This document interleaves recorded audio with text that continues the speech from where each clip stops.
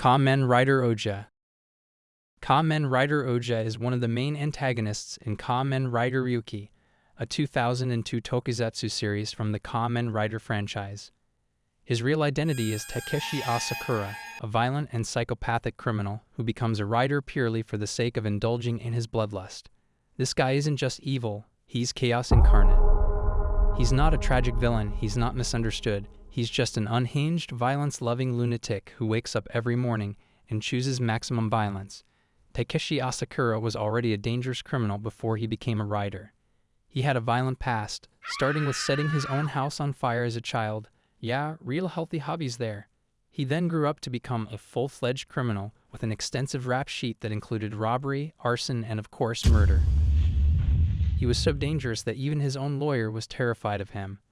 That lawyer, Shiro Kanzaki, saw potential in Asakura's, let's call it enthusiasm for destruction, and decided, yeah, let's make this guy a Kamen Rider. Because what's the worst that could happen? Spoiler, everything. He killed Kamen Rider Guy, stalked and terrorized his own brother.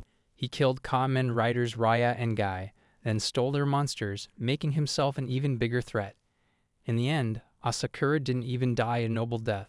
He was finally cornered by the police but broke out of his handcuffs, beat up the officers, stole a gun, and went on a rampage. He almost escaped but was eventually gunned down. And you know what? He died laughing. Because of course he did. OL Nam. OL Nam, HAA Player 001, is that deceptively adorable old man from Squid Game who made us all go, aw, poor grandpa, only for him to turn out to be the Jeff Bezos of the death game. This sneaky senior citizen wasn't just another desperate contestant. He was the mastermind behind the entire operation. That's right, while the other players were out here sobbing over their debts and fighting for their lives, Il Nam was pretending to be a struggling old man just to get some thrills. Why? Because the ultra-rich get bored, apparently. This guy had so much money that normal billionaire hobbies, like buying islands, collecting yachts, or launching cars into space, just weren't doing it for him anymore. Instead, he and his equally psychopathic rich friends decided, hey, you know what would be fun? Forcing broke people to play children's games with a little twist. If they lose, they die. He orchestrated this annual bloodbath for who knows how long, luring desperate people into a sadistic game where the only way out was winning or dying. He sat back and watched people get gunned down in red light, green light, all while pretending to be an innocent, confused old man. After faking his death and letting Ji-hoon spiral into misery, this grandpa actually had the audacity to reappear, lying in a hospital bed like some frail angel, and say, haha, it was all just a game, bro. He then bet on whether a random homeless guy would get help before midnight, because even on his deathbed, he just had to squeeze in one last game. Reverse Flash. Reverse Flash, also known as Eobard Thawne, is one of the greatest enemies of the Flash in DC Comics.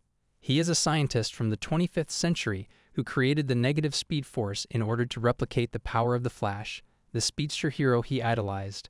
However, after discovering he was destined to become the Flash's greatest archenemy, he was driven insane by jealousy and hatred and decided to dedicate his whole existence to destroying the entire life of the Flash. He murdered Barry's mother, Nora Allen, and incriminated his father, Henry, for it to ruin his life. He killed Iris West by vibrating his hand through her head. He also tried to kill Fiona Webb in the same manner, forcing Barry to snap his neck. During the return of Barry Allen, he convinced himself that he was Barry Allen and traveled back in time to steal the latter's identity. After learning the people of Central City had accepted Wally West as the new Flash, Thawne opted to try and destroy the city out of revenge for forgetting him. He also went full soap opera mode with Wally West, erasing Wally's children from existence. Imagine waking up one day and realizing your kids were thawed out of history. Jimmy. The co-pilot who took Crash Course a bit too literally. Jimmy is the main protagonist of the 2024 Swedish psychological horror game Mouthwashing. Jimmy was the Tulpar freighter's trusty co-pilot, right behind Captain Curly in both rank and, apparently, self-esteem. After their company, Pony Express, went belly up, the ship conveniently crashed into an asteroid. At first, Curly took the blame, but surprise. Turns out Jimmy, fueled by jealousy, personal baggage, and a complete allergy to responsibility, was the real mastermind behind the cosmic fender bender. He rapes and impregnates Anya, the ship's medic, by drugging her with a drink, resulting in her pregnancy, mental spiral, and eventual suicide, something he expressed no guilt towards. After becoming captain, Jimmy began to mistreat the crew by demeaning Anya for not helping enough and abusing Curly by shoving painkillers down his throat. He also vented his frustrations about the pressure and responsibilities of being captain to him, despite him putting everyone in their situation and assigning himself in that position. After being alone with Curly, he begins to torture his best friend by ripping into his flesh, cutting off and eating his body parts, and eventually feeding Curly his own flesh multiple times, causing him to throw up repeatedly. The Joker. Gotham's clown prince of crime, the ultimate party crasher, and the world's most dangerously unhinged stand-up comedian. If Batman is the brooding, overworked detective who never sleeps, the Joker is the chaos-loving maniac who never stops laughing, mostly at his own jokes. Calling the Joker just evil is like calling the ocean just wet. It's a bit of an understatement. He's not your run-of-the-mill bank robber or mustache-twirling villain. He's the kind of guy who wakes up in the morning and decides, should I commit a normal crime today? Nah, let's drive a bus full of nuns off a bridge and replace Gotham's drinking water with laughing gas instead. In Superman, Emperor Joker, the Joker lucks his way into godlike powers, essentially becoming a cosmic prankster with the abilities of a reality-warping deity. Think Loki from Marvel, but with way less charm and way more chaos. Now, given unlimited power, you'd think the Joker would spend his time turning skyscrapers into giant whoopee cushions or making Batman's cape permanently stuck in a revolving door. But no, he cranks the horror dial up to 11. He goes to China and eats every single child in the country, just so he can set up a punchline about not liking Chinese food. Cioccolata. Cioccolata is one of the most sadistic villains in JoJo's Bizarre Adventure, Golden Wind. He's a former doctor who turned into a psychotic executioner for Diavolo's Unidad Special, and he gets his kicks from watching people suffer. He's like if you took Dr. Phil, made him an actual doctor, removed any moral compass, and then cranked his love for human misery up to 11. Aside from the whole loving to watch people die in agony thing, he also used to deliberately kill his own patients. He got into medicine not to save lives, but to creatively end them while pretending to care. In doing so, he reduced the amount of anesthesia so his patients would wake up during surgery and witness him operating on them, giving him delight in seeing them witness their own deaths. Although he shows some care and love to his henchman, Sekko, he only uses him as a human pet to fulfill his sadism.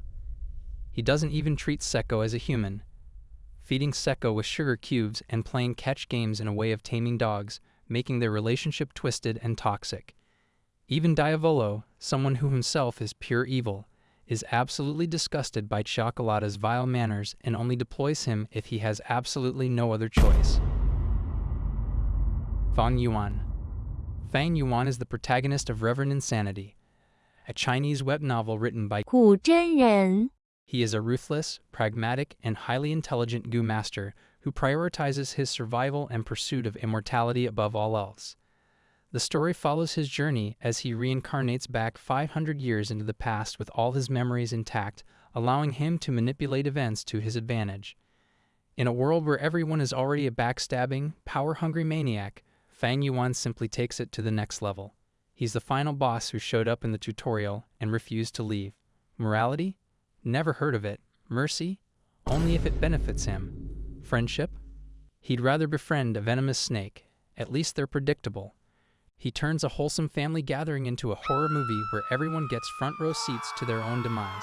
He gives a 15-year-old girl a very immersive wildlife experience by feeding her to a bear. He decides team bonding is overrated and unalives his entire squad, slaughters a clan of people with a chainsaw, whips up a twin soup by boiling a pair alive, unleashes a monster buffet where 1,000 people are the entree, breaks off his engagement in the worst way possible, by straight-up murdering his fiancée and snacking on her soul, takes identity theft to the next level by warping a man's son into a nightmare creature, gaslights, manipulates, and ruins a genuinely good doctor's life so hard that the poor guy mass murders his way into suicide.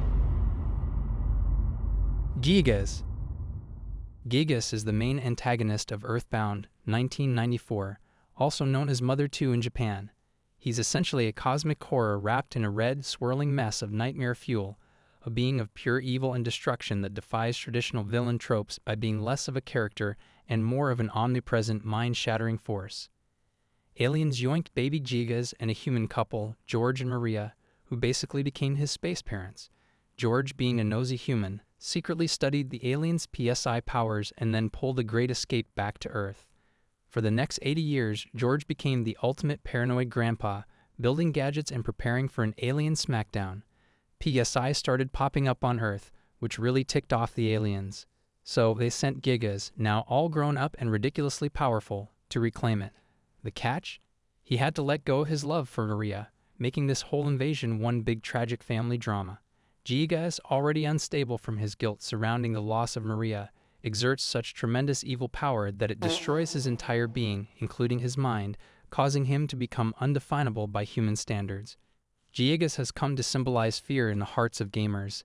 It was based on a murder scene the creator saw when he was a young boy at an adult movie theater. He was totally traumatized and wanted to convey that same feeling through Giygas. Hey everyone! Thank you all for watching until the end. I'll be back with more videos, so make sure to like and subscribe.